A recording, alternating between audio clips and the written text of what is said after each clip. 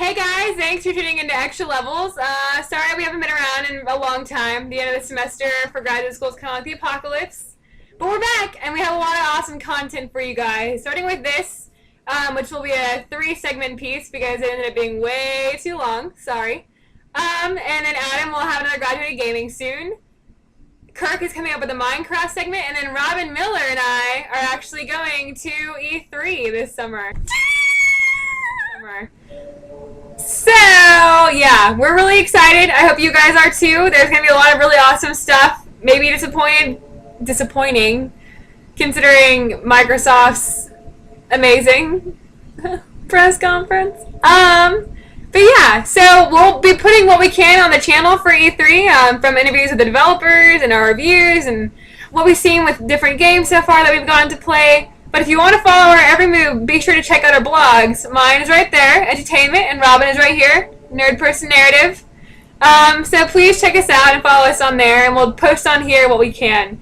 So stay tuned for awesome content. We are back in the game, for sure. And we will talk to you guys soon. Until then, we will see you in LA, bitches. No, I'm really white, as you can tell.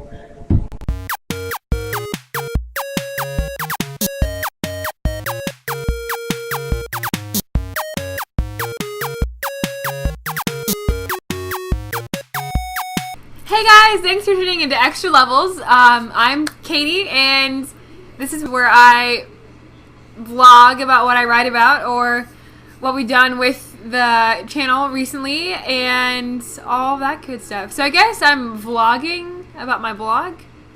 I don't really know, but if you guys haven't seen my blog, you should check it out right here. I write about games and education and narrative and sometimes, yeah, so you should just read it. It's pretty interesting. Maybe. Just do whatever. It doesn't really matter. Anyways, I recently wrote an article for Gamerangs.com about the historical parallels between Bioshock Infinite and actual historical events. And I was really interested to find out more about the history in Bioshock because I feel like it helps me better to understand the game. Excuse me, where am I? Heaven, friend. Or as close as we'll see till Judgment Day. Best keep such questions to myself. No, because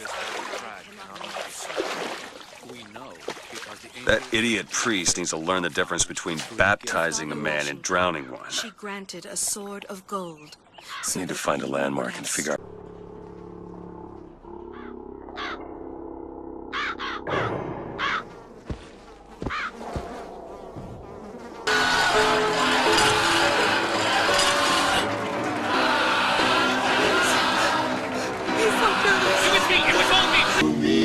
God only knows what I'd be without you.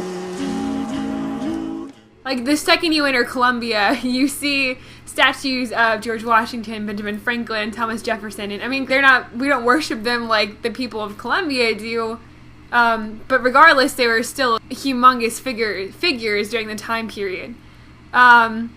And then when you go to the Order of the Ravens and you see the giant statue of John Wilkes Booth, who is the person who killed Lincoln, in case you didn't know. If not, you should probably go watch the movie. It's pretty good. So one of the first parallels we can see in the Bioshock universe with American history is the Battle of Wounded Knee, which took place in 1890. Now, we don't really partake in the event in the game, but Booker mentions it a lot, and we realize that it's a big part of his past.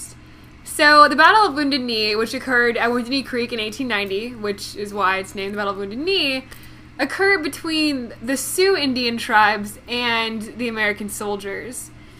And, I mean, the Sioux had a right to be pissed off. They were pushed into reservations off of their land and then watched their land get destroyed and watched their food sources get annihilated because the Americans were butchering the buffalo, which were a massive food source and leather source and everything for them. So they were pretty pissed off and really oppressed. And because of this, they began the ghost dance movement, in which shamans or ghost dancers would go in and essentially dance around fires and perform tribal rituals and everything in order to end their oppression. They believed that it would unite the dead with the living, and that would bring peace and prosperity to their society. However, when the American police agents at the reservation saw this occurring, they thought that it was a rebellion. So they contacted services, and services were like, well, we need to arrest people. So what was initially meant to be a series of arrests turned into a series of essentially killings. So no one really knows how Wounded Knee started off. There are rumors that the Americans shot off the first gunshot, and there are rumors that the Native Americans actually ambushed the cavalry units there. But no one really knows for sure. But what did happen, regardless, is that it resulted in a massacre of over 300 Sioux Indians, including mothers and children. It wasn't just warriors. So it was essentially a massacre. It was obviously very, very tragic, and it's not an event that America takes pride in at all, which is probably why we don't learn about it very much in our history classes. But I just found it to be extremely interesting to go along with Booker, because it's a very noteworthy event in Booker's past, right? We learn that Booker took place in the 7th Cavalry, which was the cavalry that made the charge at Wounded Knee on December 29th in 1890, and he was a rather successful member of it, and we know he regrets what he did. So if Booker DeWitt was a successful member of the 7th Cavalry, that means he probably had his fair share of burning buildings and killing people, and maybe probably even killing women and children as well. And that kind of event gives him a reason to do what he does later on in the game. I don't want to say anything or spoil too much, but this event is the reason everything else happens in Bioshock Infinite, because it's probably one of the most tragic events that Booker has in his life. And because of his reaction to it throughout Bioshock Infinite, we can see that the betrayal of it in his past is probably somewhat historically accurate.